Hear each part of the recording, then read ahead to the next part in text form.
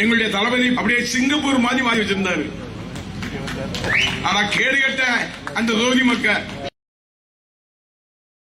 இன்றைக்கு முதலமைச்சரா இருக்கின்ற முதலமைச்சர் நாங்க வந்தா 2500 கொடுப்போம்னு சொன்னான். நீ 2500 கொடுத்திருக்கணும்ல. இன்னைக்கு எங்களுடைய தமிழகத்தினுடைய முதலமைச்சராக வந்திருந்தால் இன்னைக்கு குறிப்பாக சொல்ல வேண்டும் என்று சொன்னால் எவரெவரோ ஆட்சிக்கு வந்துவிட்டு எதோ பேச வேண்டும் என்று நினைக்கிறார். இன்னும் 4 மாதம் தான் இந்த ஆட்சி இருக்கும் என்பதை நான் சொல்லிக்கொள்ள கடமைப்பட்டிருக்கின்றேன். சட்டமன்றத்தில் விஜய் அந்த பக்கம் உட்கார்ந்திருக்கா, அந்த பக்கம் எங்களுடைய இளம் தலைவர் மரியாதைக்குரிய அண்ணன் உதயநிதி ஸ்டாலின் இருக்காரு. உதயநிதி ஸ்டாலின் பேசின உடனே அவனுக்கு ஓடவே இல்லை, வைக்கவும் இல்லை, ஓட பார்த்தாங்க.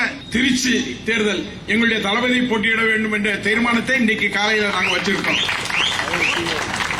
என்ன தொகுதி எப்படி தெரியுமா? அப்படியே சிங்கப்பூர் மாதிரி மாத்தி வச்சிருந்தாரு. ஆனா கேடு கட்ட அந்த தொகுதி மக்கள்